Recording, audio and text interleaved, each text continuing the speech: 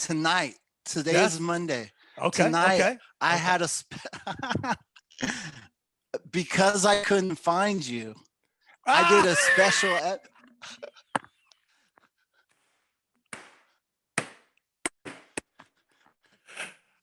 No, serious. It's true. I did a special guest, Beast Bud guest. I mean, not Beast Bud. God damn. God damn. What? Who did you get? Somebody I really hate? I did a Beast of the Day, and I had him do his Travis impression. Okay. I had Derek Smith on because he just arm wrestled Devin, and I wanted to talk to him about it. How'd he do? Climb as hard as I can to try to achieve what Michael has achieved, right? So I hold what Michael has, just his status and his ranking, in very high regards. So that being said, I'm not just your average arm wrestler or an average guy who doesn't care about what was up for stakes, right? So because of that,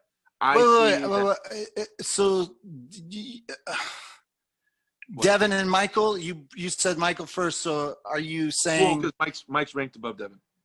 There's no. Okay. So okay. Mike technically is for sure in North America #1, arguably in the world #1, depending on who knows how that's going to go. So because Mike has that ranking and is that guy, that's the guy. That's the guy I'm going to look up to. That's the guy all my peers and people I feel I'm at the same level at, we're all looking up to. That's the guy we got to beat. And okay, sorry, can I interrupt you? I know people are going to beat me up for this. Before we get into this, so you are a guy who wants to be #1 in the world, but right. I'm also sensing that you're like, you want to be maybe respected like Ingen Terzi as far as like the encyclopedia of arm wrestling, and like if I were to ask like who's the most knowledgeable in the United States on all things arm wrestling, who could like spit out rankings, would you be in that list? Is like your opinion? You have a great perspective on this stuff? Because before you talk about Michael, I'm wondering if are you like our version of Ingen, where you like no shit? No, I won't claim that at all. I'm not going to take that title at all. Ingen. No, but do you want that title? Do you want that title? Like, is that a goal for you? No, I just want people to understand how much I love arm wrestling and how dedicated I am to it. And if I can convey that and help people within that sport or within that, then that's like my life goal, right? Is to achieve the highest goal I can, hopefully be #1, and just help the sport that I feel has given me so much drive and so much passion in my life, and to pour myself into that sport. So there's a lot of opinions of mine that are like really like, just don't disrespect my sport. Like everything's for this. This is arm wrestling. It's given me so much, and I feel karma, like I have to give it back, and I want to give it back. And so that's what I do. That's what I try to do all the time. Yeah, but my point is, and you don't want to take credit, but you also seem to know shit. Well, if you're passionate about you something, seem to know your stuff. So even if like okay, so as let's say I'm filling in for the novice role. Like, do you have to be top 10 of all time? Like Ingen Terzi's on the list of the pound for pound, all time to know your stuff? Or can you just be the biggest fan in the world and know your stuff at like that level? Like to coach somebody. We get into the Devin match. It shows that there's still a lot of stuff I'm learning. There's stuff at a certain level that unless you've experienced it or been there at that level, you can't claim to know those things, right? So there's still stuff I'm learning for sure. But my path has been very slow, right? I've been in sport 11 years, and most people be like, well, if you haven't hit where, like, I think John Brzezinski even has a quote, like, if you don't have serious potential by like year 2 or 3, then you might as well just quit. I think I've heard that quote or something before. But like, my climb has been super slow because I fucked up so many times. I was doing the wrong training method, the wrong training like this. I was just doing it wrong so many times. And I'm sure I'm still doing some other stuff wrong, that because it's taken so long, man, 11 years of me nonstop worrying about arm wrestling. I have my doctorate in arm wrestling, you know what I mean? Like, and so because of that, and I know there's still a whole realm of things I'm not at that level, so I can't really grasp yet because I'm not #1 in the world. So I don't know what it's like to be in front of Zloty Chur finals and to have someone else push car across from me. I can't speak to that because I've never done it. I can only speculate, right? Ingen Terzi has done all those things. He knows every end of everything, you know what I mean? And so I can't even claim to be anywhere near that. Now I can speak well on what I know so far. So for me being putting myself in the novice, slightly more than novice, but to be, some people who are watching this might be novice. That was a great breakdown to help me understand the difference between a fan of arm wrestling and knows stuff versus like a world champion and knows stuff. So you're still learning the match with Devin. You're still like, explaining. I'm just really good at articulating my thoughts and what I've learned. That's why I'm watchable and people like listening to me, is because I'm good at articulating. Like, if I'm going to teach you how to hook, I'm good at explaining really clearly how to hook and how to do this, like, simply. So I'm good at articulating. That's why people like listening to me. Okay. So now back to Michael. You hold Michael in high regard. Continue, please. Yeah. So I was very sympathetic to what was going on with Mike, because of Mike's position, and Mike's my buddy. I've actually been talking to Mike for years. I used to be in Body by V or Body by Vi, and Mike was, selling that, and I was going to get into that with him a long time ago. So I've had his number forever, for years. So yeah, I know Mike's like, he's trying really hard for his YouTube thing, and I get that. I have a YouTube channel, right? And you get that. You have a YouTube channel. He's trying to promote and do his thing. He gets an opportunity to go with Juji and go do some cool filming with Juji. Mike was doing this whole elusive, me and the wife are driving, you guys don't know where we're at thing, and building up hype to go film with Juji. Awesome. We all saw that coming. And I did see Devin post stuff like, I'm in the United States, but I was like, nah, Devin's not going to show, because I was like, Mike won't take a random match with Devin. I was like, okay, there's no way Devin's going to Mike. And so I didn't connect. Wait. Why did you say that? Why wouldn't Mike why do you know that? No, I feel like it wouldn't be just a random on the spot thing, because like, it's such a big deal, because regardless, it doesn't matter. Hold on, we'll get into this, Gary. I don't want to spoil this part yet. Okay. I don't want to spoil this part yet. And so I'm following Mike, and Mike gets there, and he does.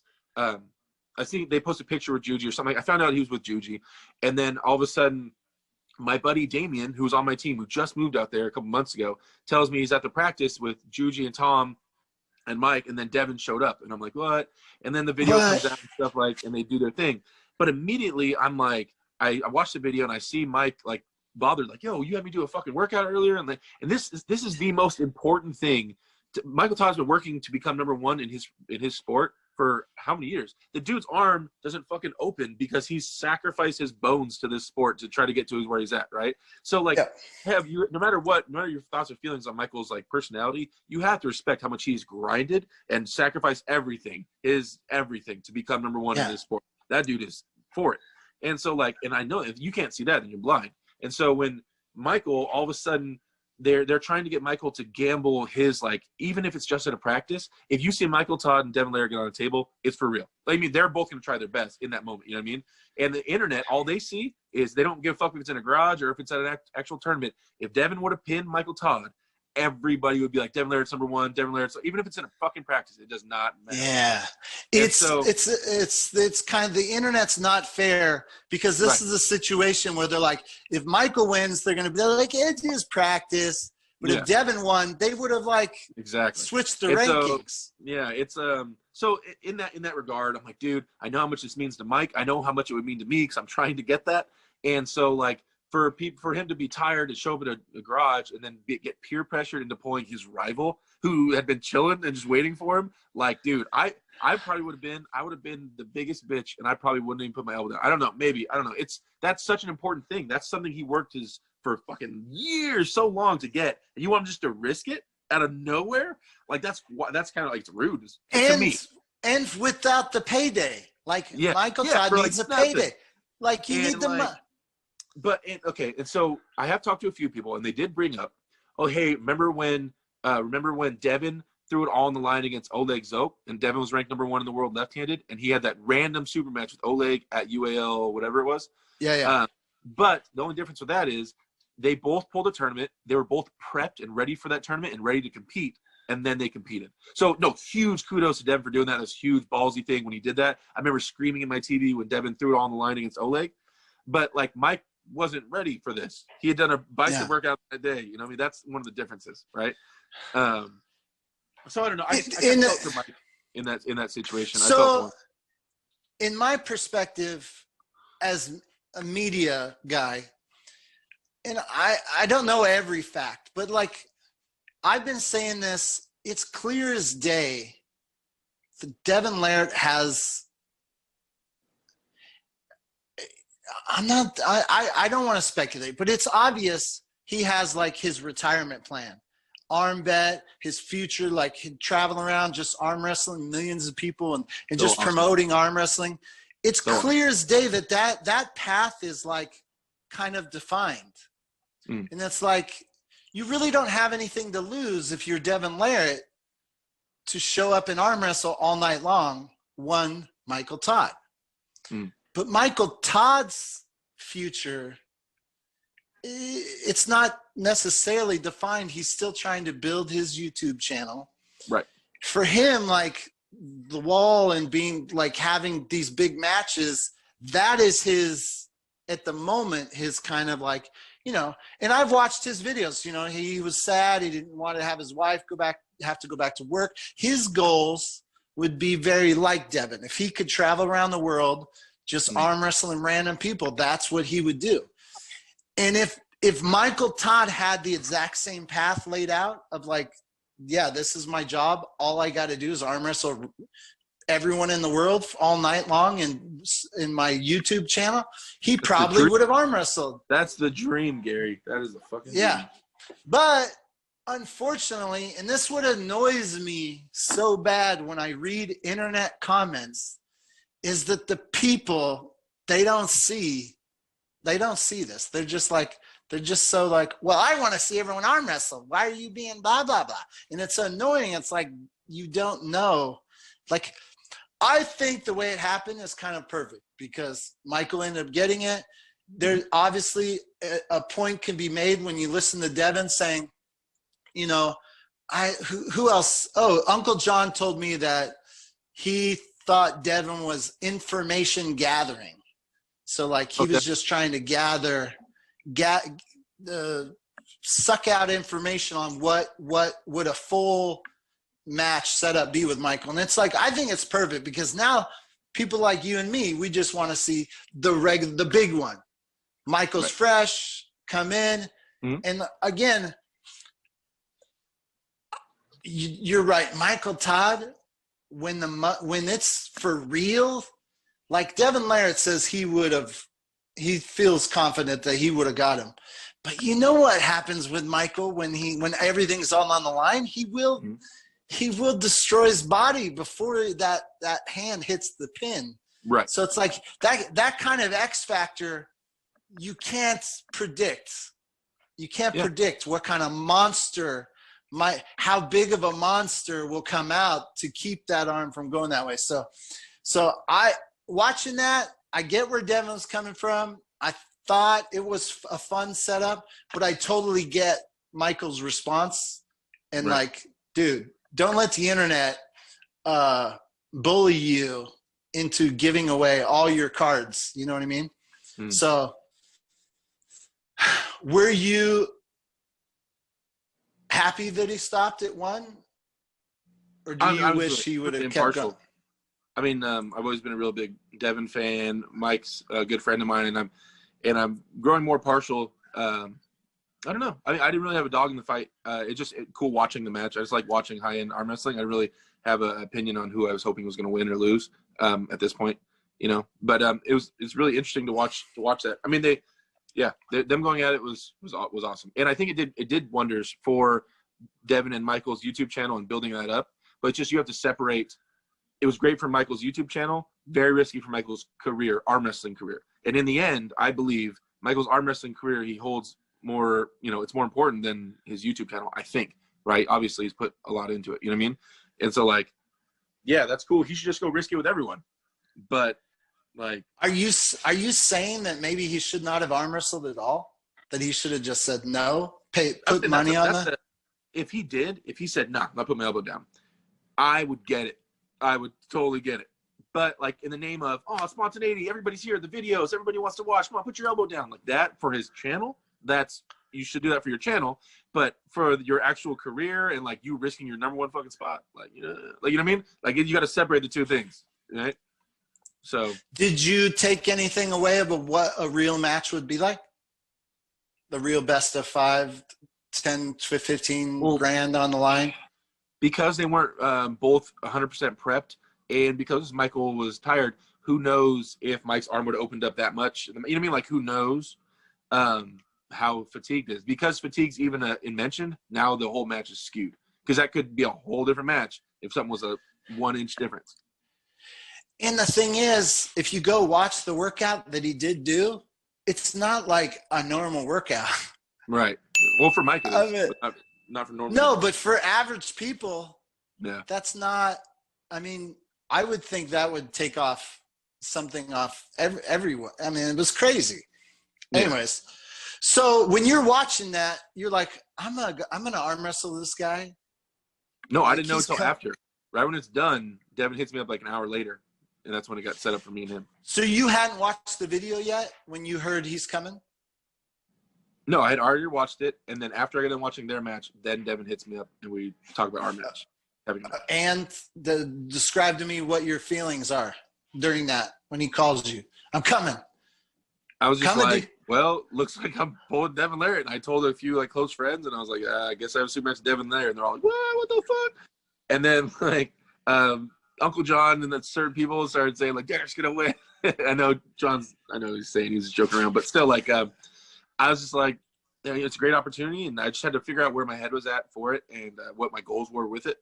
And like, why am I doing this? Should I say yes? But yeah, of course you say yes. You never tell Michael Jordan no when he wants to play one-on-one. You don't say no to it. You say yes. I'll try my best, right?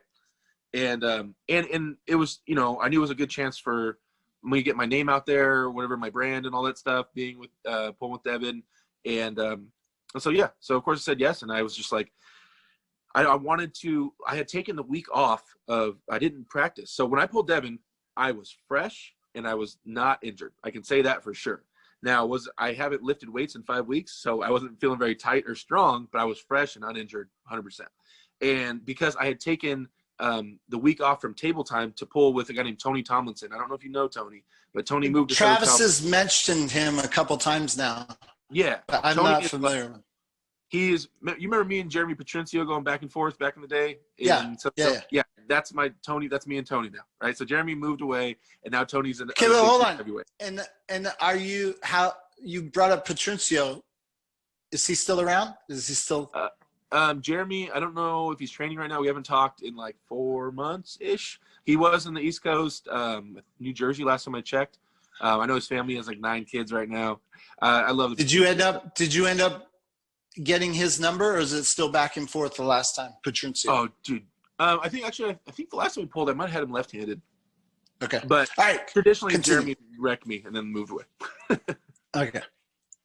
So do you call up everybody on the 65 list and like, let's have a party, or do you keep it small? Like, what are your thoughts? You're like, Devin's gonna be in my house. What do I do? Like, do I invite the world?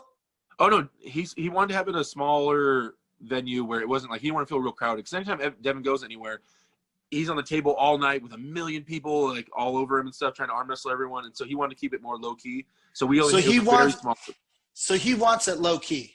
He wanted this one a little low key, and I was fine with it. I was like, because he's like, yeah, well, then me and you could work on more stuff. We could talk afterwards and train and stuff like that. I was like, cool, dude. We'll have it low key, not a big deal. Kind of sucks because a lot of my teammates wanted to go, but I was like, I was able to. There was one of my guys that did go to pull with Devin. Devin was kind of interested in feeling how strong this guy was, so I brought a guy named Mike out there, Mega Mike, who everybody, in case you'll all see about Mega Mike. Anyway, Mike went out there with me and pulled with Devin a little bit too. Okay, so for you out there watching this, we'll have the link right here. I recommend you kind of like have the match at the ready, because I have some notes going through, and I want it to be kind of like, I'm not going to be like everyone else where I just steal the footage. Watch that video, and then I have questions and use it as there's a word where you kind of watch them together. Anyways, so the very beginning, what I noticed real quick was the whole WAF versus wall, and that there was that way too serious. He took that way too serious. I was watching, I was like, okay, what? It almost came off to me as like, do you remember when UFC first started in the very early days, there was like no rules? You could like almost murder somebody. Like There was very little rules, and then they got more. Like, is Wall no rules compared to WAF? Is that the whole night and day? It's just tighter reffing. But really, the only reason originally when I hit up Devin, when we were talking about like the specifics of our match, I was like, okay, Devin is endurance king, right? He stops you, he bleeds you out, million nicknames, that's his thing, right? So I don't want to get an endurance battle. This is what I'm thinking when we're setting up the match. I'm like, I am 5 weeks of no lifting weights. I'm fat. I'm like not going to have a lot of endurance, so I'm only going to have a couple possible hits on this thing. So I was like, okay, we'll do. Originally, I was like best of 3. So it's a really short series match. And then I was like, in WAF, because in WAL, it's running fouls, right? So if the match stops or he gets in a good spot and I lift my elbow, it doesn't stop the match. I just fucking lose, right? And so I was like, if I get WAF, I can get restarts. He gets in his spot, fuck that, lift my elbow and get a restart, right? So I can keep trying kind of fresh, my fresh hits. Which right? we ended up in that exact scenario. Okay.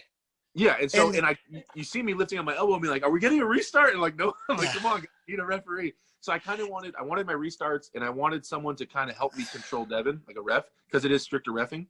That's what I was hoping for by asking for WAF. But he wanted to get in all the details of all the rule sets and ref scripts. I wasn't too stressed about that. I literally just wanted someone to help me control Devin and get me my restarts, what I wanted. So that when was like the real thing. So when you agreed with the Devin, you were like, "But I want WAF." Yeah, I want WAF best of 3. He said, not best of 3. I said, all right, best of 5. All right, but WAF. Okay. Because I want my restart. And did he know? It sounded to me like he was just annoyed that you were asking for this WAF stuff. Did he know why? He's all against WAF and the tight reffing and stuff like that. He wants it to be mono so he can do all his cheats. But I don't know. Yeah, because Michael Todd and him, they never went over rules. Like you guys were starting to go over rules, and I was like, "Oh, this is kind of different." He wanted to get all clear about it. I was just like, "That's what I'm saying." He kept pushing, like getting real serious about the rule thing, and I was like, "All right." Well, that just means he was scared a little bit, guys. Just like this much. That means he was a little bit worried about what was going to happen.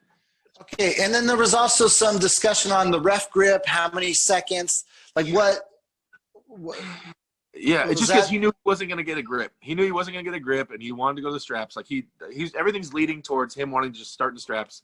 And that's it. Like, that's what he wants to do. And so that's what I'm confused about. So, like, I see, if I don't know better and I see the end, people say, okay, Devin won. And then you say, oh, I have a long way to go. But when I watch the very first beginning of the match, I see him trying to get away like he doesn't want to arm wrestle. Like he's going to the strap. And I was telling Travis, doesn't that to me sounds... It's a sign of weakness when I'm trying to run away from you and get into the strap. That means I don't want you at your strongest point. So doesn't that mean you are closer than you're saying? It means that there are some small angles and some small muscles where I was a little bit of a threat. Not that I'd beat him. Devin's stronger than me in almost every way, and probably even in that way. But when we gripped up outside the straps, and before last time we arm wrestled outside, my hand felt really good outside the straps where I can climb a little bit and stuff like that. And with his current style going underneath, it's like he kind of needs me to bite onto it a little bit. So he knew that. And especially we gripped up, and I don't know if you can see in the video, but there's a moment where we grip up and he starts trying to pull me out before we get in the straps. And I'm like looking at him, I'm like shaking my head and laughing because like my hand wasn't moving. And then once you tie that strap on though, and it's your lat connected to my lat, now your arm's connected to my arm, you start pulling that lat back, it's just going to separate me, right? It's a whole different ball game when you go in the straps. And so that's why when I, just to jump ahead, because we're only jump ahead for a second, but at the very end, then he's like, oh, okay, now I'll go in a hook. After I'm dead. After you're dead. But that to me tells me that he didn't want that in the beginning. No strap in the thing is, the King's move, the move that Devin has, the open top roll, whatever you want to call it, is a very safe move. It's a safety net. Me and Devin even talked about this. So it's like, if I was like, okay, if you start in a hook, in my experiences, and I was talking to Devin about it, and he agreed, if you start in a hook first round and you get blasted through in a hook, your elbow takes a beating, right? And so then when I've gotten pulled through in a hook, I'm fucked for like 4 minutes. Like my shit is done because your elbow just got thrashed. If you get pulled through in a top roll, I'm good to go like 30 seconds later. It's not a big deal because it's not my joint that got torn apart. It's just my muscle got opened up a little bit, right? So that being said, when you start a match, starting in a hook is a little dangerous. Now, he has a King's move, which is an open outside move. So, like, that's safe. that's the safest place he could go because he didn't know how strong I was. He wanted to find out first round, like he wanted to see. So he wants to go to his strong, safest spot to kind of see where I'm at and test me out. That's why he was like, okay, we're gonna start teaching after this. He started talking because he wanted to see where I was at. So for him, it may not necessarily be. It's more safety than I don't want to be in Derek's power. Yeah, there's no part of me that thinks that Devin could not beat me in a hook. All right, I'm just saying that he didn't want to risk it because he didn't know where I was at. Now, if my best chance, if I had a chance at Devin, my best chance would have been him trying to pull outside with like a low hand grip without the straps. Then I had enough hand to maybe be in it and we could have been cool. But he knew that as well. He's not going to give me that opportunity. Okay, so, and I'm not judging when I say this, but in the very beginning of the video, and I totally get it, you look nervous as hell. Like, are you scared? Are you, like, you just look nervous? Like, no, but like, okay, so a few people have said that. I've read that in a few comments and stuff like that. So remember, I talked about earlier about how Devin, I've been talking to him for 11 years. That's the guy to me. Always has been the guy because of his height and how knowledgeable he is and how good he is. He's been the guy. Now, I got to know him and he's a good friend, but still in an arm wrestling sense, he's still up on a pedestal in my mind. I mean, there's no way it's going to be a while before I'm be able to take him down from there, right? So because of the arm wrestling thing, all I know was I'm going to try my best. Like I said before, this match is coming up. All I can do is give it my all and try my best. So not nervousness. It was just like, I'm trying to get my head in the game and I'm trying to be serious. And he's like, you're so nervous. I wasn't nervous. My hands weren't shaking. My feet weren't shaking like that. I was just trying to be focused and trying to stay focused on being as strong as I can and really going at him. That's all I was thinking. I wasn't nervous though. It was just like, because I pulled with Devin and stuff before. I was just ready to apply myself or try to apply myself. Now, explain to me, is Devin, when he's, like when you guys are kind of fighting for the grip and he's kind of like mentally, verbally throwing little jabs and messing with your arm and pinning you before the go, is that like is he having fun? Is this like a mental trying to F with you? Is this a tactic? I've seen him do it in Wall. I think it's a few what things. Is going on there? What is happening? On that topic, that comes down to super match experience, right? Devin, one thing I learned for sure yesterday, he is way better at super matches than me. Meaning, like, the things besides just like strength, all things that encompass like a high level super match. I mean, obviously he's the man. Like, he's one of the best super matchers in the planet, if not the best. And so his games and his reasons and his cheats and all the things he does, his super matching game is like, it's not show up and arm wrestle. There's a lot more that goes into it, right? And so that was honestly me experiencing that. I have never had, because even when I pulled John, I had a super match with John. John was calm, cool, collect, lets you get a pre-fair. Yeah, John doesn't do any of that. Yeah, I pulled Tim Bresnan, had a super match with him one time. He came out and gave me the opportunity to pull him, and it was the same thing. It was pretty calm, cool, just to close your hand, and we're getting like nothing crazy. But Devin, like, man, right? And I'd seen it. I've seen all the videos. I've seen all the super matches he's ever done, and it was just like, man, I was trying not to fall for this stuff. I know I don't want to load up with Devin. That's what I'm thinking. I don't want to load up with him and tire myself out. So I keep trying to keep that in mind the whole time. And I'm like, but he just won't shut up. And he won't just get a grip and just fucking arm wrestle me. And every time he closes his hand, he's like bowing and pulling way out. I'm like, dude, come on. And he's like talking. And then he's trying to bully the referees. Like, come on, just say, while he's carved in and cheating, he's like, come on, just say go, just say go, just say go. Say go, just say go, just say go. No, stop talking. Say go, say go. He's just trying to he's trying to over talk everyone. And I'm like, that's why he seemed like laughing, like, are we really just not going to get a grip and like arm wrestle? Like, it's so much of a production that goes on with him trying to play the refs and cheats and all this stuff. And then I was already, all I cared about was trying to apply my strength and like try my best. And so I'm not into any of the games as far as that goes. That's why you see me kind of like, are we just going to do this? Or I just want to, let me try to get you. Like, what are we doing? So what do you do with that? Like, what do you do to, like, you brought this up by equating like, oh, he's better at super matches. Mm-hmm. So to do better at super matches, you have to learn, like, do you match him or do you totally ignore it? This is one of those things when you talk about me being as knowledgeable as Ingen Terzi. This is one of those things that I'm not as knowledgeable in. This is my first time ever doing it at that level with someone like that. And so, and it was only last night, man. I don't have all the answers yet. Believe me, ask me again in like a month and a half, and I'll have a lot more answers for you. But I'm still digesting it. Like, in that situation, you know, when he starts loading, okay, I could no load, then we won't get the match going. And so what? Then I start like it's like I'm trying to find the right answer of what I should have done in the situation, but it's just like it was in that sense it was really overwhelming. He overwhelms you with a lot of things going on, and I was just like, guys, I just wanted to get a fair grip and like try to apply myself.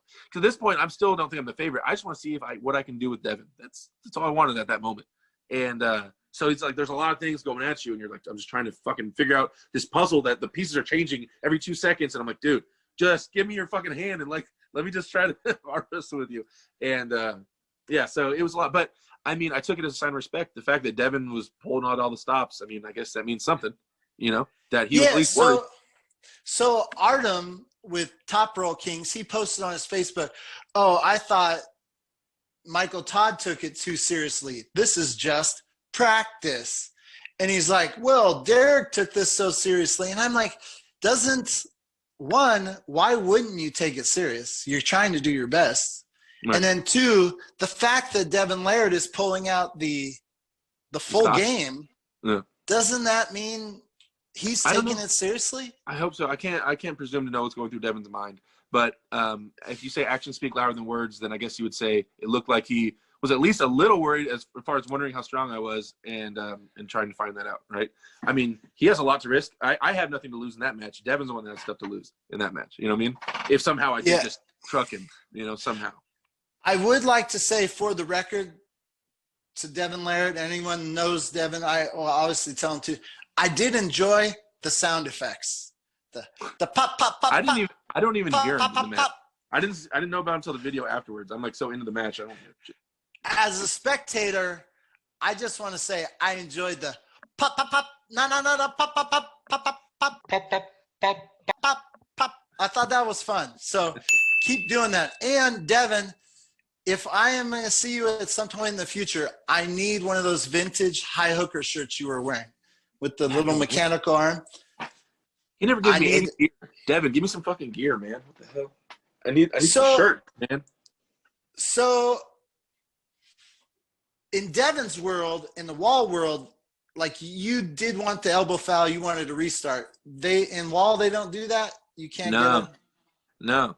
It's just you giving up until you like pin yourself, kind of like type of thing. Oh man, or I kind of like up long enough till the ref stops the match and you take the loss. But in WF, you can get some sneaky elbow fouls and get some restarts. I kind of like that. I kind of like that match. I like that way to get a restart. If you feel like you've done something wrong and you want to try something different, you can always have that one. Yeah, it can't be intentional. It has to be like in the match, but you got to learn how to disguise it. All right. So after the match is over, you come up and you're like cheating mofo. When the whole production is brought out, is it cheating? No. The thing is, when I say cheating, I don't mean like I'm disgusted by him cheating. We're arm wrestlers. That's what arm wrestlers do. We all cheat. Everybody's cheating. And I was just laughing at like his cheats are so much next level to mine. Like I was like, holy shit, like damn, I'm trying to cheat too. His cheats were better than my cheats. So it wasn't like I'm not hating on calling him a cheater, like talking down about it. I just mean like fucking cheater, man. God, he's so good at it. Like, think if I pull Travis, like damn it, motherfucker, you know so many tricks that I don't get yet. And so no, it wasn't. I didn't mean that like a negative thing. Like, oh, he's weak. He has to cheat to beat me. I didn't mean like that. I just meant like, damn, Devin knows a lot of tricks and he plays a lot of misdirection and things in the setup, which was kind of awesome to behold. He says when it's over, good arm wrestler. He needs a little more wrist, a little more pronation, and a little more press. What does he mean? What is it? As a novice, explain to me what he's saying. He's talking about me, wrist. When he talks about wrist, he's talking about my cupping. Pronation, he's talking about turning my hand over. And then press, he's talking about getting behind my arm. So by having more cupping, then my hand might have not flopped back. By pronating, I'll be able to stay up in his hand a little more, get higher and raise, and which would lead into a pressing opportunity to be able to get my shoulder behind it. As you guys can see in the video, like I'm pretty stretched out, so it would be impossible for me to get my shoulder way behind it when my arm is that stretched out. But that's like those two things, the cupping and the rotating, would lead to pressing opportunities, so I could press more. That's what he's talking about, and that's one way to finish a King's move. Yeah. So. Hey, I gotta go because I gotta go check on my kid. I want to tell you, hang in there. That let that motivate you, and keep on doing what you're doing. You're awesome. I'm glad you came on the show and filled in for Thanks the for having Beast. Let's hope he's okay. And you said you still need to process. So how do you process this? Time. I mean, I believe me, I'm the dwelling type. I will dwell, and I'll probably watch that video 100,000 times and figure out what I did wrong. And really, I want to take the biggest lesson I can out of it. Besides just getting stronger and things like that, I really want to get in depth with it, small details, and then try not to make that mistake again. And learn as much as I can. I have to. That's like the biggest opportunity ever. If I don't take a lot out of this, then it's a waste. My fear was that you would be down on yourself and not want to talk. And I was like, I am down on myself. I just lost in front of everybody on like one of the biggest channels on YouTube. But I've been an arm wrestler long enough, and I'm mature enough to understand like that. There's a lot I have to do with this, and I have to digest it. So I saw in the comments, Larry Wheels did say, "Do you want to come to Dubai?" Is that he wants a rematch? I don't know. Is that why? Does he I know I live can't in afford to go to Dubai? Dubai, but if Larry's offered to fly me out to Dubai, Larry, I'm in. That'd be the coolest thing I've ever done in my life. We hope you like the content. Thanks for stopping by. Please leave a comment, like, share, and subscribe. Now click that little bell icon so you get notified. This was Gary Roberts and Travis Bajan live. Damn it! Do something else. Don't ever say them two names to me.